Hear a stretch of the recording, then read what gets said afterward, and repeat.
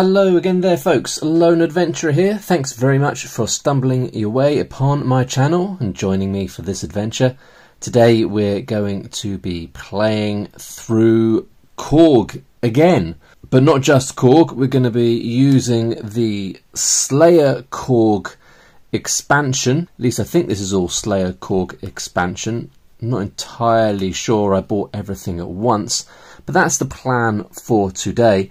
I've already done a quick playthrough of the Korg base game, essentially just using what is on this card here, and we did a little bit of an exploration of the Putrid Swamp location using the back of this second card here as well. If you want to watch that playthrough and you haven't yet done so, there'll be a link up in the corner of the screen right about now, as well as a link down in the description below. And in the description there'll also be a link through to Dungeon Havoc's website, wherever you can get yourself a copy of this game. So our character from the first playthrough was doing okay. He had a bit of a knockback in the Putrid Swamp, but I think what we're going to do is we're just going to start out with a new character.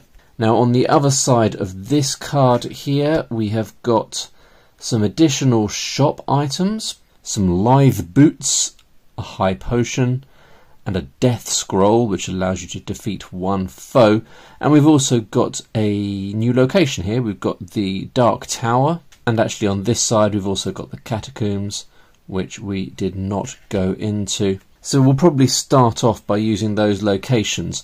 Once we've done that for a little bit, we'll probably, if our character is still alive, go and check out one of these other ones. We've got the Dragon's Lair, the Putrid Bog, and the Tyrant's Keep. Now I did notice that if you defeat the Tyrant you get 50 gold, which is an instant win. So I'm assuming that there is something about the Tyrant's Keep that makes it particularly challenging. So we might avoid that one. So I guess we'll either do the Dragon's Lair or the Putrid Bog. Now the Dragon's Lair has got a bunch more items on the back that we can check out. So we've got quite a bit to take a look at. So let's get a new character set up. So we just need to record HP, max of 20. So that's going to start at 20. Gold pieces, of which we start at nothing. And that's it, because we can't buy anything, because we haven't got any gold pieces. So we've just got to sort of hope for the best, really. We've got to go to the Dark Tower. Fingers crossed we get to kill some things, we get some gold, and we do okay by doing those things. Alright, so let us go. I haven't got a dice, not very well organised here. I'm wondering if we should start off with the catacombs. I'm just trying to compare the monsters to see which one is more likely to present an issue. We've got 22435 as the target numbers there, and 23435 here. I guess there's not too much in it. Shall we just start with the Dark Tower? Let's go for it. Alright, so let's go into the Dark Tower. What are we going to face? 6. That is a disaster, because that means we are going to start with a vampire. Vampire's got a target number of 5, so we've got to roll greater than 5, and the vampire's going to do 5 damage each time. We've got 20 HP, which means that if we fail to hit the vampire 4 times in a row, we die. So I think I'm just going to keep track of that in my brain. That's a fail, 5 damage. 6, that's a pass. Well, there you go. Who would have thought it, eh? So we took 5 damage. We killed the vampire. This feels a bit deja vu-y. Didn't I kill some more powerful things early on, luckily, in the previous video as well? But killing the vampire means we get 11 gold. Brilliant news. Ah, the live boots give us a chance to flee a foe. And it looks like we get to keep them as well, because certain items specify once they can be used once, which implies to me that if that is not the case, you can use it more than once. Although now I'm looking at the potion and the high potion, and they do not specify once. But obviously that is the intention. Okay, so I'm going to say the live boots are a one-time use because they seem of similar value to a bunch of things that are one-time use. The shield allows you to avoid damage once and costs 3. The caltrops is an automatic... Oh, look at that. The caltrops flee foe once for 2 gold pieces. So surely for 4 gold pieces you should be able to flee more than once, right? Especially since that's an instant effect and the live boots is 4 and 6. Right, okay, so I think I'm overthinking this. I think the live boots you get to keep. All that being said, I think I should get myself a potion. Should I just go straight in and get my sword? I think I should. So we'll go down to 2 gold and we've got the sword. Alright, so back into the Dark Tower we go. 4 is a werewolf. And next up we have a werewolf. That's clearly not how you spell werewolf. A werewolf. Werewolf has a target number of 3, but because we've got the sword now, we are rolling at +1. So that is a 6. So that is a success, and the werewolf is defeated, giving us an additional 5 gold. Let's keep going. 3, that's a gargoyle. Gargoyle has a target number of 4. And that's a fail. So we're taking 2 damage from it. Roll again. 5 plus 1 is 6, which is more than the target number of 3. Gargoyle is defeated. 3 gold pieces. Taking us up to 10. I think we're going to have 1 more go into the Dark Tower. 2 is a guard. So a guard has a target number of 3. That is a success. And we get 1 gold piece. Right, at this point, what shall we think about getting? Maybe a shield to avoid damage once. That could be helpful. And rope is obviously helpful as well for avoiding traps. So rope and shield will have a combined cost of 5. So let's do that. A slightly weird 6 there. So I'm putting a little box next to items that are one-time use. And the sword is not one-time use, it's permanent. So I'll just get rid of that. Right, with the Dark Tower done, I think we're going to move on to one of the other locations. Actually, we need to keep that there for the items. So what's it going to be? The Dragon's Lair, the Putrid Bog, or the Tyrant's Keep?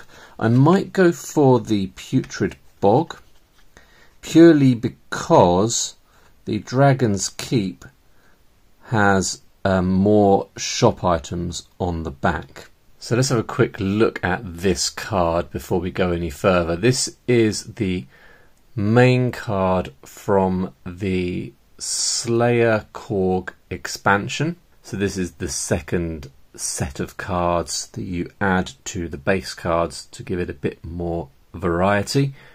We've got a bunch of items here. We've got the high potion. Okay, so we've got the high potion listed again here. And then we've got a bunch of much more expensive items, including the Frost Armour and the Dragon Slayer. Now the Dragon Slayer gives +2. I guess you're using this instead of your sword. Gives you +2 against Drake and Dragon, which are enemies in this Dragon's Lair. So that's only going to come in handy if we choose to go into that particular location. The Frost Armour, -1 damage, so that's the same as regular armour, or half fire damage. Fire damage, I suspect, is these red numbers here in the damage column. Not sure if it says that anywhere. No, it doesn't. It's just, that's quite a nice little bit of design there. Fire damage is in red. And then if we flip it over, we've got fire damage listed in red. So again, That's an item that's only going to be handy in that particular location. But the map, roll 2d6 when exploring and choose. That would be helpful, but it does cost a whopping 20 gold. But we'll pop that down there. And let's have a look at the Putrid Bog. I mean, I've just arbitrarily chosen this really, but I think we're going to have a go at going into the Putrid Bog.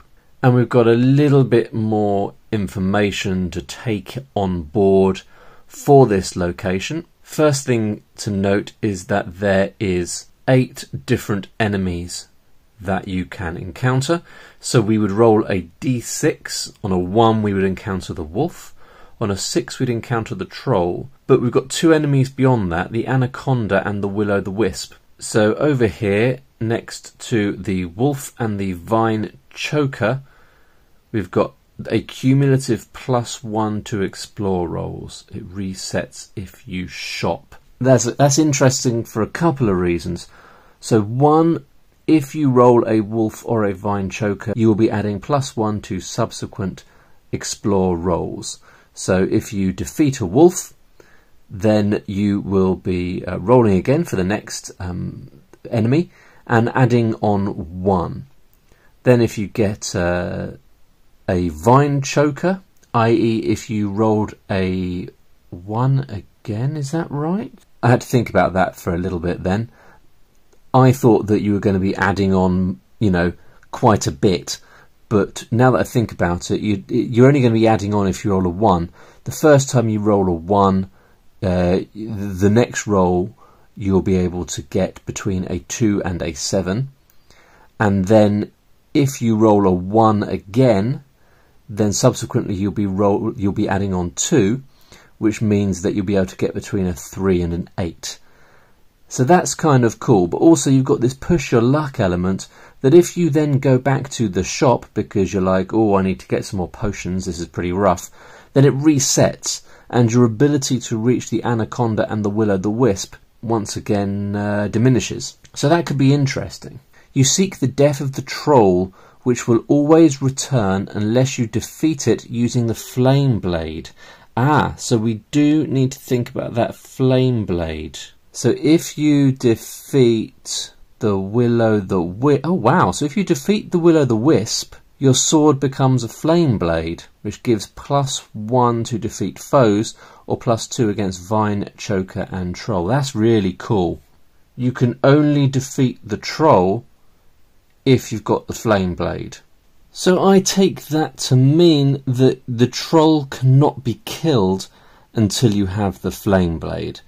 So really we want to be avoiding the troll until such time that we've managed to get that sorted. With that in mind, I might treat myself to some caltrops, which allows me to flee a foe once. I might have... should I have 2 of those? Or should I get a potion as well? No, I'm going to get 1 caltrops and we will double up on the potions. So we've got 2 potions and I think that's going to be all of my gold gone. Let's go into the Putrid Swamp. 5. A viper, just a regular enemy by the looks of things, with a target number of 3. 5, that's a comfortable defeat. So the viper gives us 6 gold pieces, that's pretty good. 4, that's a log trap, does 4 damage, so I can use my rope to avoid that. 1, so that is a wolf.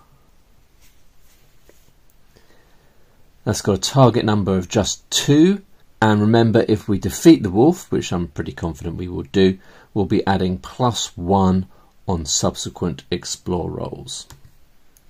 2 +1 for my sword, so a total of 3. That just about defeats the wolf. Gets us 1 gold, and I need to track how much we're adding to the explore roll. So we're adding +1 onto our explore roll. And now, if you remember, if I choose to go back to the shop, that will reset and we won't be able to get that anaconda or the will-o'-the-wisp, or closer to getting the will-o'-the-wisp. 5 plus 1 is 6. Oh, so that is the troll, which we could fight, but because we don't have the flame blade, we wouldn't be able to defeat it.